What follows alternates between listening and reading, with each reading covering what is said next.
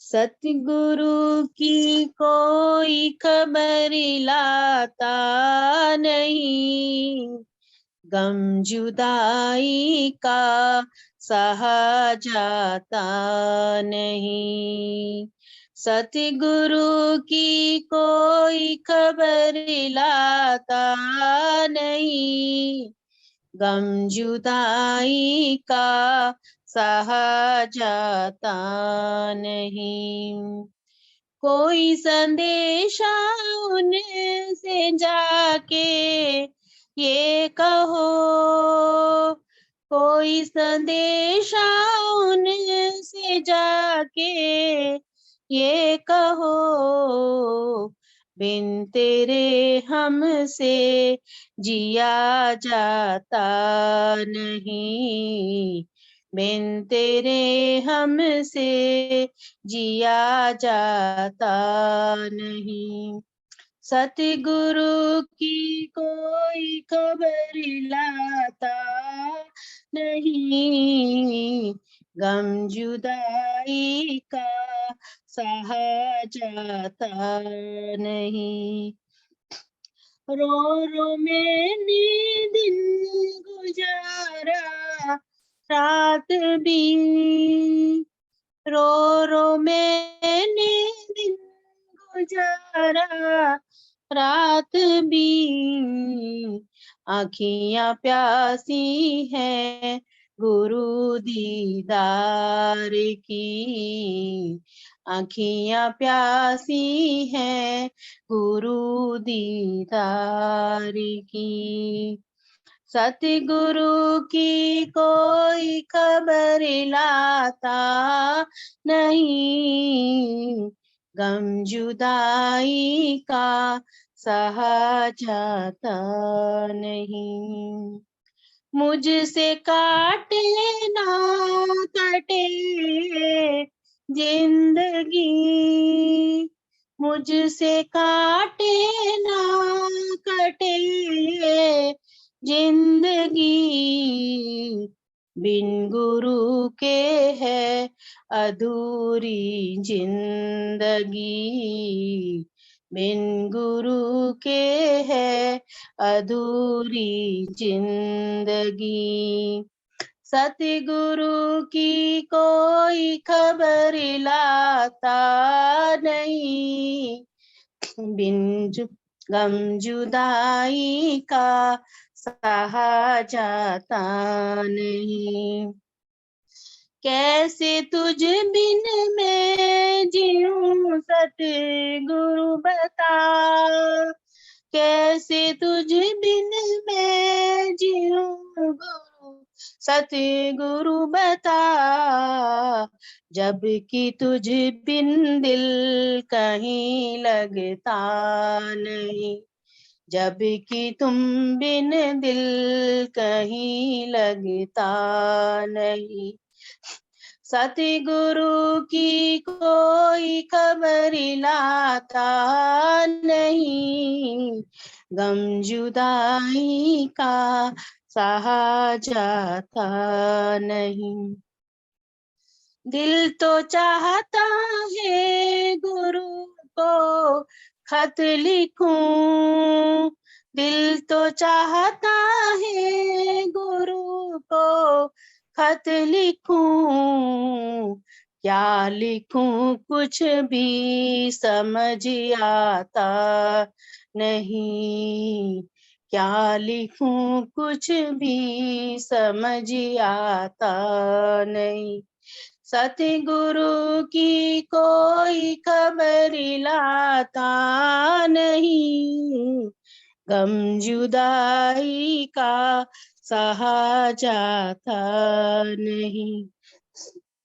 नाम रूपी डोर से मुझे बांध लो, नाम रूपी डोर से मुझे बांध लो, शब्द पंख बिना उड़ा जाता नहीं, शब्द पंख बिना उड़ा जाता नहीं।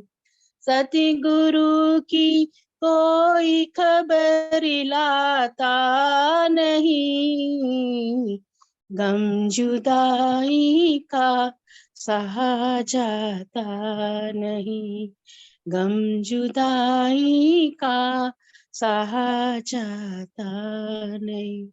बोलो श्री प्राणनाथ प्यारे की जय, सतगुरु महाराज की जय। सर्व सुंदर साथ के चरणों में प्रेम प्रणाम।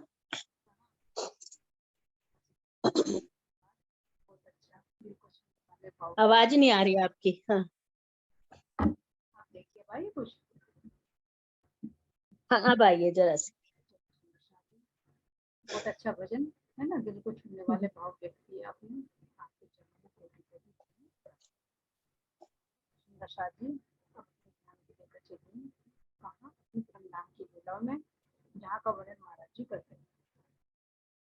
अब कहाँ का वर्णन कर रहे हैं, अभी चल रहा है हमारा उपराजपुर, तो वहाँ का वर्णन करते हुए महाराज जी क्या कह रहे हैं कि फौज जो अक्षता तीर्थ की चली जात है, ताकि दाएं बाएं अनंत कोट फौजे खूब खुशहालियों की और जबेरों की पुतलियों की वास्ते सेव लेके खड़े। तो जैसे राज्य महाराज जी, श्यामा जी, ब्रह्म आत्माएं सब अपनी अपनी अनंत सवारियों पर सवार होकर चल रही हैं, तो जबेरों की पुतलियां खूब खुशहालियां क्या कर रही हैं, दोनों तरफ स्वागत के लिए खड़ी हुई है। और अनंत कोट फौजे पशु पक्षियों की वास्ते सेज लेके खड़े। तब ये पशु पक्षियों की फौज, वो खुशहालियों की, जवेरों की पुतलियां, ये सब क्या है, ये धामधनी का ही रूप है। धामधनी जी ने ये अपने आनंद के लिए इनको व्यक्त किया है, तो हर एक के दिल में धामधनी का दिल धड़कता है। जो अनंत गुण, अनंत सुख, अनंत आनंद धामधनी के अंदर है, वे ही सब इन, चाहे खुशहालियां हो चाहे पशु पक्षी हो, सबके अंदर हो। ये बस लीला मात्र के लिए एक होते हुए भी अनंत रूप धारण कर रहे हैं। जिन जिन के आगे सवारी अक्षरातीत की पहुंचत है। अब क्या कह रहे हैं कि जैसे रास्ते में खड़ी हैं जवेरों की पुतलियां खूब खुशहालियां, तो इनके बारे में क्या कह रही हैं कि जिन जिन के आगे सवारी अक्षरातीत की पहुंचत है, तो सेजा अक्षरातीत को बजाओ तो जाए। यानी जब वहां से वहां तक रास्ते में, जैसे अभी सखिया हमारी पहुंची है, यानी जवेरों की नहरों से भी पहुंच सकते हैं, तो लंबे चौड़े रास्ते हैं, कोई ऐसा नहीं। जैसे एक सखी हमारी जमुना जी की पाल पाल पर पहुंची है, एक सखी हमारी बड़ोवन से पहुंची है, तो बड़ोवन में भी 30-30 मंदिर की दूरी पर वृक्ष है ना, तो वहां पर भी जब सवारी निकलती है तो बहुत लंबे लंबे चौड़े चौड़े रास्ते। ये नहीं कि यहाँ के हिसाब से भाई 30 मंदिर, अनंत विस्तार है। महाराज जी कह रहे हैं कि गिनती भी परम धाम की है, परम धाम की दृष्टि से इसको समझे। तो यहाँ पर ये जब सेविकाएं खड़ी हुई है, तो सब स्वागत के लिए चलते हैं, तो जिसके सामने धामधनी की जो सवारी आती है, तो वो ही सेवता बजाना शुरू कर देते। और अक्षरातीत भरतार सब एक ही को मेहर नजर की कटाक्ष से बिचावत जाने। और जैसे वे धामधनी को सेजता करते हैं, तो प्राण प्रियतम श्री राज्य भी अपनी प्रेम भरी, अपनी नूरी दृष्टि उन पर डालकर उन्हें प्रेम से उद्योग करे। इन विध से बीच मैदान के पश्चिम के जाए। अब यहाँ से पश्चिम की घाटी से कहाँ चढ़ते हैं, पुखराज की चांदनी पर जाते हैं, फिर चांदनी पर लीलाएं करते हैं, वहां से बंगला जी में भी जा सकते हैं, वहां से फिर हमारे अध बीच का कुंड हुआ, चबूतरा हुआ, मूल कुंड हुआ। तो सारी जमुना जी के उस पुखराज पर्वत पर हम लीलाएं कर सकते हैं, और कभी कभी हम चांदनी पर भी पहुंच जाते हैं। तो अब यहाँ का वर्णन करते हुए महाराज जी अब कहाँ को मुड़ रहे हैं, अब कह रहे कि अब यहाँ से अपने पशु पक्षियों की सवारी को लेकर हम पश्चिम की चौगान की तरफ को बढ़ रहे हैं। अब कहाँ पर चलती है सवारी, पश्चिम की चौगान में घुड़दौड़।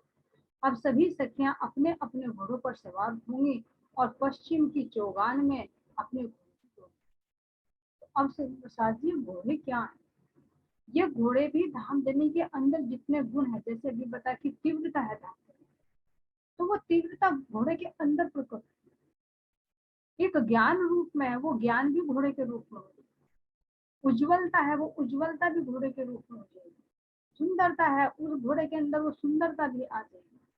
तीक्ष्णता है ना, कोमलता है, जितने भी गुण मेरे धामधनी के अंदर हैं, उन गुणों का एक एक प्रकटीकरण में एक एक पशु पक्षी बन जाता है, और जितने धामधनी के अंदर है वे सब।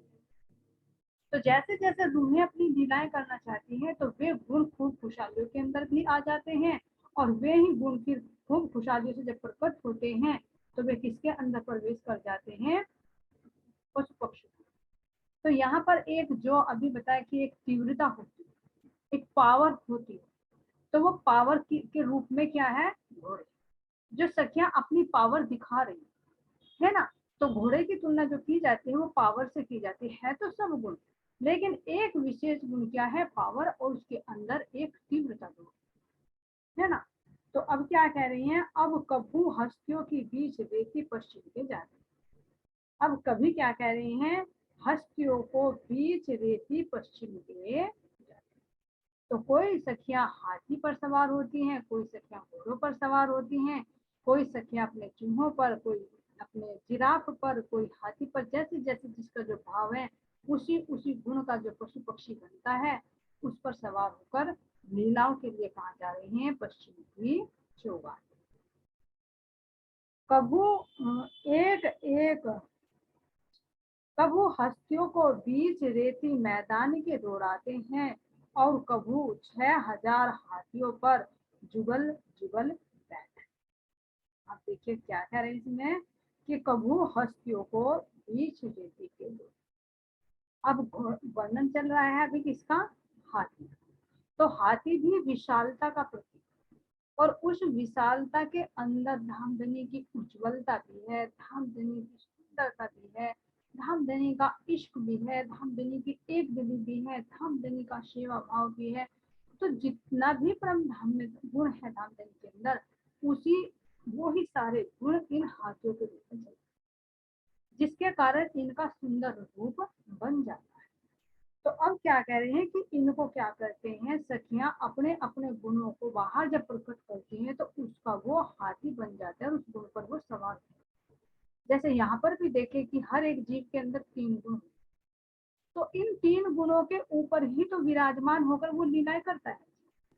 सतोगुण का विस्तार होगा, प्रभाव होगा, तो सतोगुण की लीला करेगा, रजोगुण का प्रभाव होगा तो रजोगुण की लीला करेगा, और तमोगुण का प्रभाव होगा तो तमोगुण की लीला।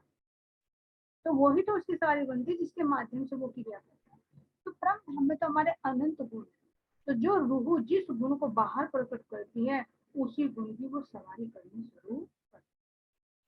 तो परम धाम के अंदर अनंत गुण रूह के अंदर है, लेकिन फिर भी एक एक विशेष समय आने पर प्रकट करती है। जैसे अभी हाथी का वर्णन चला, तो हाथी के रूप में प्रकट होंगे, अभी आगे घोड़ों की दौड़ चलेगी तो घोड़े के रूप में वो गुण प्रकट होंगे। कभी सखियां मोर के साथ में लीलाएं करेंगी, बंदरों के साथ में लीलाएं करेंगी, मगरमच्छों के साथ में लीलाएं करेंगी, तो वे एक सारे गुण अंदर होते हुए एक एक विशेष गुण प्रकट करते हैं, तो वो उसी विशेष गुण का पशु पक्षी तैयार हो जाता है। तो इस तरह से परमधाम के अंदर हम हुए अपने ही गुणों से, जिनको खिलौने बताया है, उनके साथ में हम लीलाएं करते हैं। तो अब क्या कह रहे हैं कि अपने उन हाथियों को बीच रीति के दौड़ाते हैं और कभू 6000 हाथियों पर जुगल जुगल और कभी कभी 6000 हाथियों पर जोड़ा जोड़ा बनकर सखियां बैठती हैं। क्यों? क्योंकि 6000 जब हाथी हैं तो 6000 के ऊपर कितनी सखियां आएंगी? 12,000 सखियां विराजमान। कभू एक एक 12,000 दूल्हे 12,000 हस्तियों पर बैठे। तो कभी कभी 12,000 सखियां 12,000 हाथियों पर बैठते एक एक ही है। अब ये कैसे? जैसे अब यहाँ पर भी देखो, हम खेल मैदान में देखे तो यहाँ पर भी आत्मा के अंदर सर्वगुण है, लेकिन एक एक विशेष गुण यहाँ पर प्रकट होता है जिसके कारण उसका एक विशेष नाम दिया जाता है कि उसके अंदर ये है ना। क्योंकि आत्मा का भी गुण किसके कारण? उसके विशेषण है।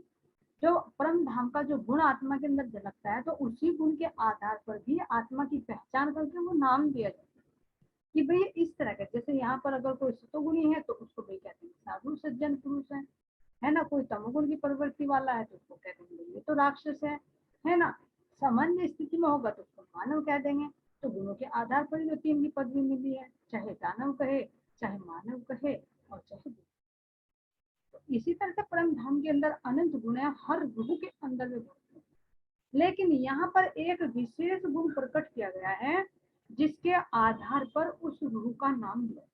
उस रूह के अंदर वो गुण विशेष मात्रा में, किसी के अंदर सेवा का भाव है तो किसी के अंदर इश्क का भाव है तो किसी के अंदर इल्म का भाव है, और उस एक के साथ में है। ये नहीं कि एक, उस एक के साथ में सब। तो अब रूह उस विशेष गुण को प्रकट करती है। मान लीजिए अगर रूह के अंदर उज्ज्वलता है तो उज्ज्वलता को बाहर प्रकट करेगी।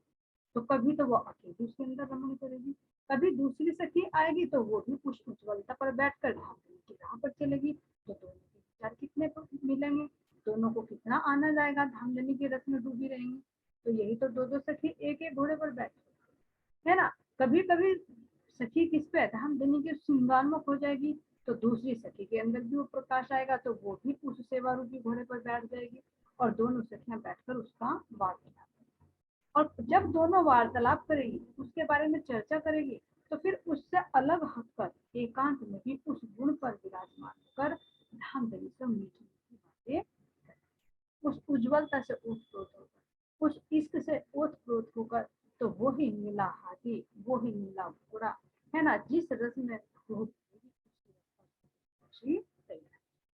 कभी कह रहे हैं कि मिल पर दो सखियां बैठती हैं और कभी कह रहे हैं कि एक एक हाथी पर एक एक सखी सवार होती है। कई विध कभू एक एक 12,000 रूहें 12,000 हस्तियों पर बैठती है और हाथियों को बीच उसमें दो दान के दौड़ावती, लड़ावती और बुलाती। अब वहां पर हाथियों को लेकर जाती है और एक सखी कह रहे ना, अभी दो दो सखी एक हाथी पर बैठी है, लेकिन जब वे एक एक पर बैठेंगी तो आपस में क्या करेंगी, कभी उनकी दौड़ लगेगी कि देखते हैं किसका हाथी आगे दौड़ता है।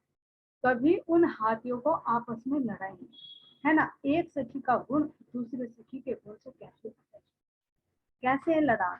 जैसे यहाँ पर भी देखिए, अगर एक गुरु के अंदर वो प्रेम धनी का उमड़ रहा है तो दूसरी सखी क्या करेगी, उससे आगे जाकर उसको बढ़कर धाम धनी की बातें है ना। एक सखी राज्य का श्रृंगार कर रही है तो दूसरी सखी उस पर और दौड़ गई।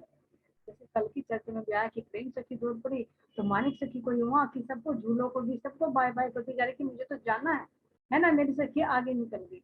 तो क्या हो रहा है, ये दौड़ ही तो हो रही है। तो इस तरह से दो दो सखियां क्या करती हैं, फिर आपस में अपने ही अपने गुणों को एक दूसरे से लड़ाती है। तो कैसी लीला है वो, विरोध की नहीं, मारने काटने की नहीं, इसकी आनंद की। तो वहां पर कह रहे हैं कि दौड़ावती है, लड़ावती है और बुला आपस में अपने अपने हाथियों को, अपने अपने गुणों को बाहर प्रकट करती हैं। तो आपस में उनको, जिसको कहते हैं कि प्रेम भई प्रेम है, तो वे लड़ावती है।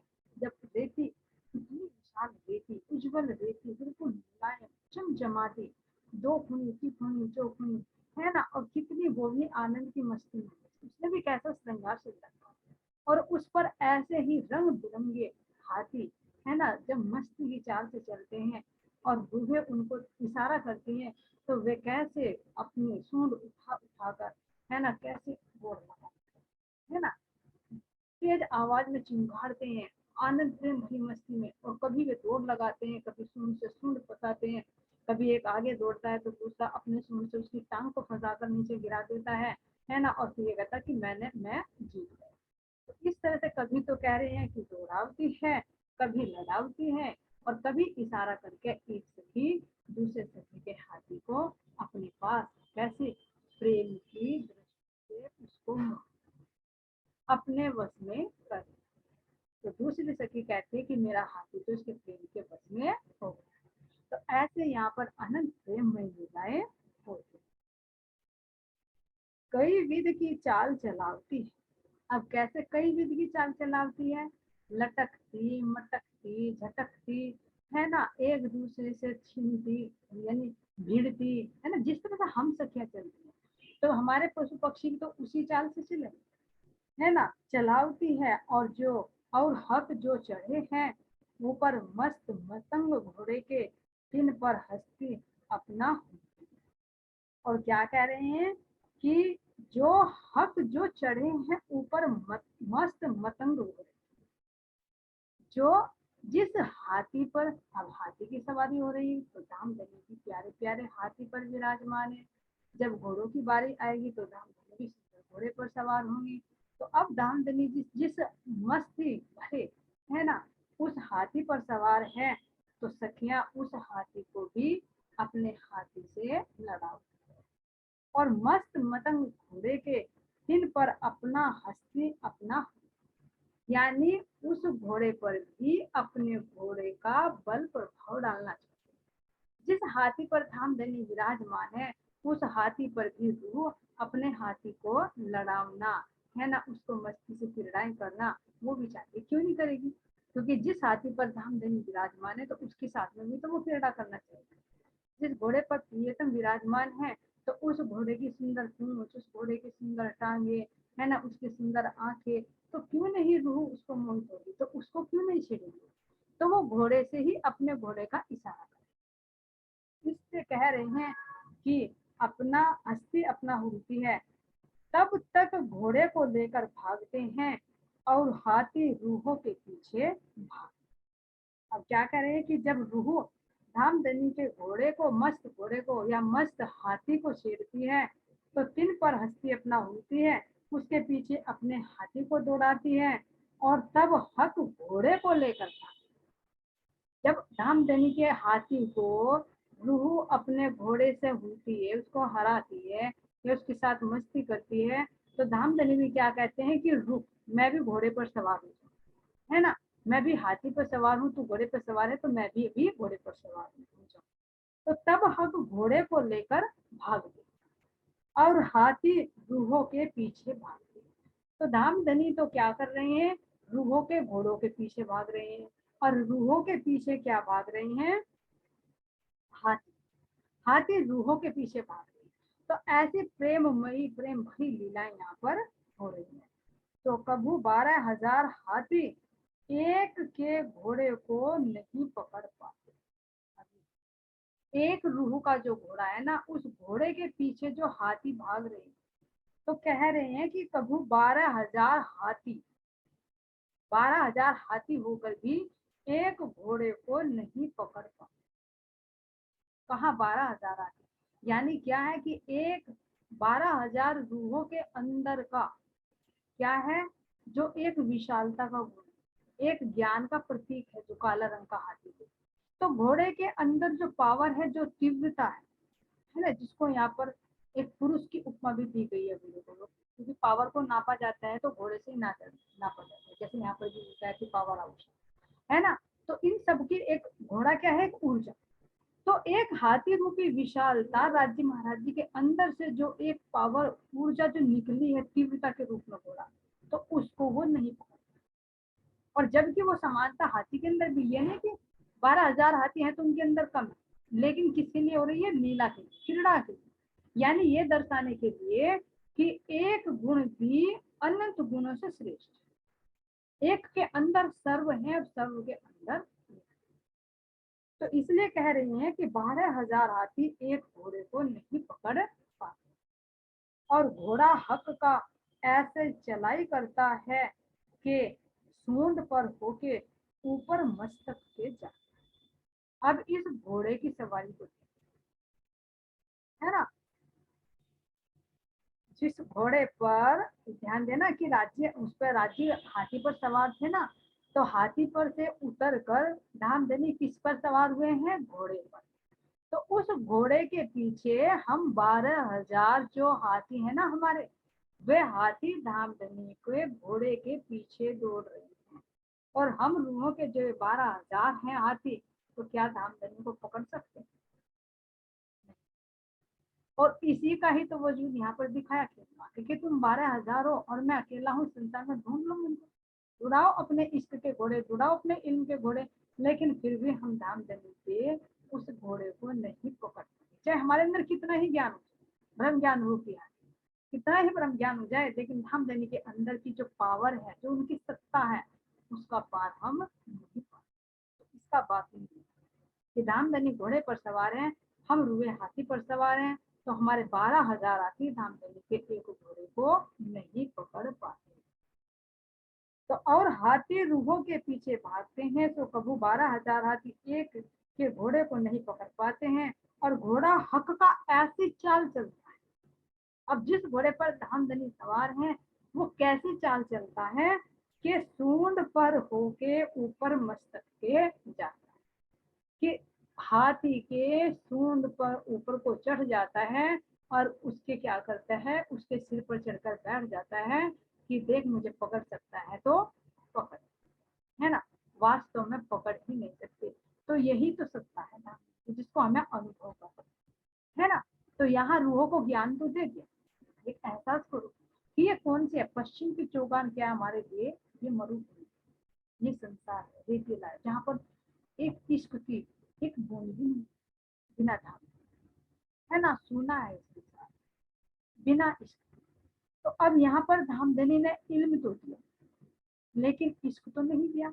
अब इल्म देकर ये कह दिया कि पकड़ लो मुझे, मेरे इश्क को, मेरी साहिबी को जान लो और जानकर मुझसे ऊपर हो। तो बिना धामधनी के जब श्यामा जी भी नहीं पकड़ पाए उनकी इच्छा के बिना, तो हम रूह में क्या पकड़ पाए। तो यही तो धामधनी की सत्ता है, यही तो शायरी है। तो जो घोड़ा है, ये धाम इश्क का, उनकी सत्ता का प्रतीक है। और ये जो हाथी है जिस पर हम सवार हैं, ये हमारा परम ज्ञान है। तो इसमें हम रूह में चाहे कितने भी विशाल हाथी करे महाराज जी, कितना ही ज्ञान भी न ले लो, लेकिन फिर भी क्या होगी, हंसी होगी। क्यों? क्योंकि वो इश्क और वो शायरी, वो सत्ता तो मेरे हाथ में। तो इसलिए अब क्या कह रहे कि घोड़ा क्या चाल चलता है कि सूंड पे होके ऊपर मस्तक के, जो सूंड है हाथी की, जो खुशबू है परमधाम की, है ना, जब रूह इस तारतम ज्ञान से परमधाम की उस खुशबू का अनुभव करती है, तो उस खुशबू के माध्यम से ही धामधनी आकर रूह के दिल और दिमाग में विराजमान हो जाते हैं और कहते हैं कि वास्तव में धामधनी आपकी सत्ता, आपका इश्क भी बड़ा है। और अति चपल गत से फिर उतर जाता है और बीच सूंड हाथी अति चपलों के नहीं आता है। अति चपल गत यानी बहुत चतुराई से और बहुत तीव्रता से फिर उतर जाता है और बीच सूंड हाथी के अति चपलों के नहीं आता।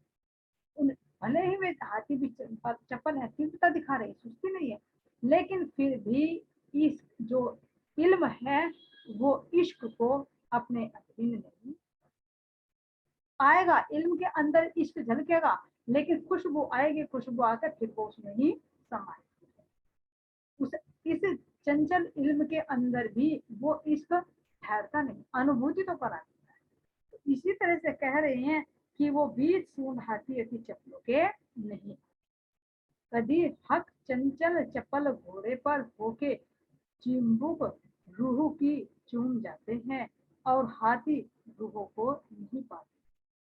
और कभी क्या कह रहे हैं, हक चंचल चपल घोड़े पर, जो हम रूहें अगर उन हाथियों पर बैठे हैं, है ना, और वो जो घोड़ा किस पर आया है, सूंड के माध्यम से मस्तक पर आया है, और मस्तक पर आकर शीश कमल पर बैठ जाता है, फिर पीठ की तरफ को बढ़ता है और वहां पर हम रूहे बैठे उन हाथियों पर। तो क्या कह रहे हैं कि हक चंचल चपल घोड़े पर होके चिबुक रूह की चूम जाते, चिंबुक यानी थोड़ी को चूम कर नीचे फिर उतर जाते, और हाथी रूहों को नहीं पाते, हाथी रूहों को नहीं पाते हैं, और कभी घोड़े हक के को हाथी रूहों को घेर।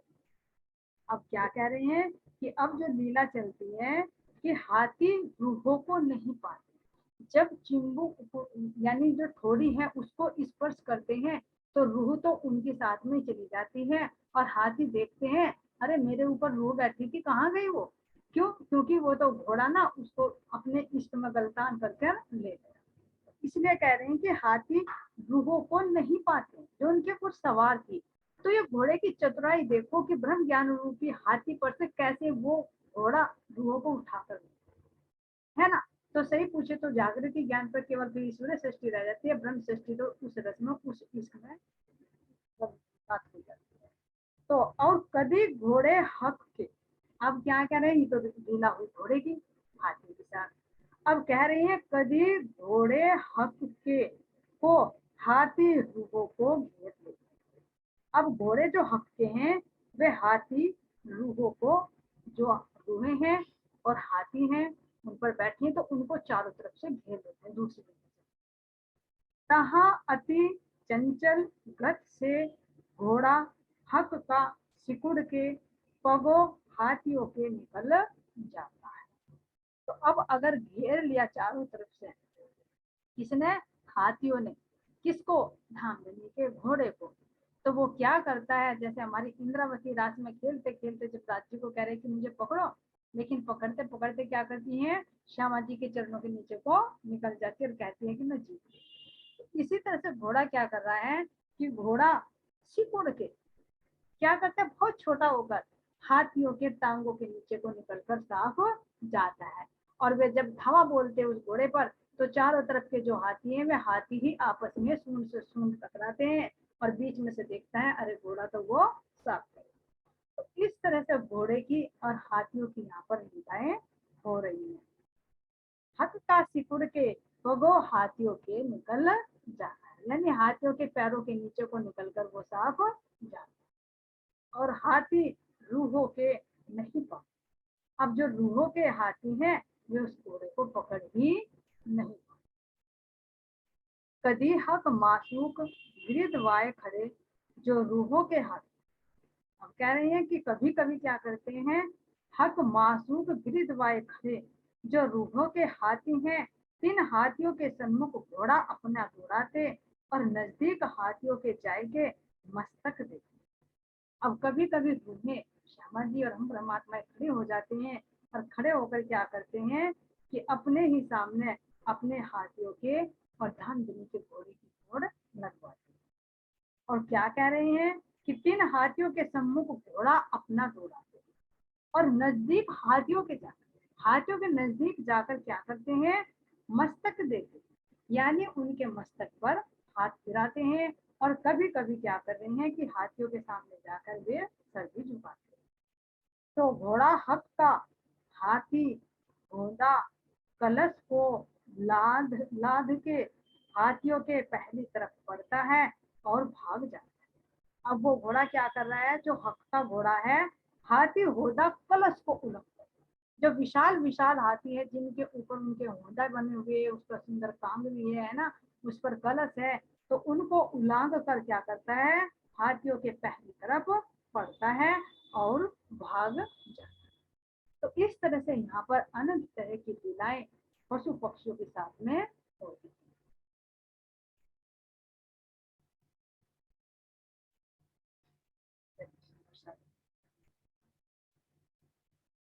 है ना। यहाँ तक का होता है ये हाथी की और घोड़े की जो लीला है।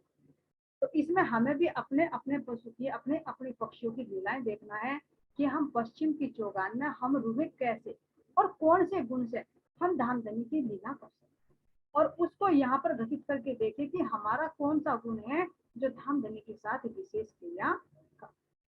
इस तरह से हम यहीं पर बैठे बैठे अपने परम धाम की अपनी आत्मा के माध्यम से उन सुखों का निष्पादन कर सकते। बोले श्री साईनाथ प्यारे की, सतगुरु महाराज की, सतगुरु श्री रामचंद्र जी महाराज की, श्री बलराज जी महाराज की, श्री पन्ना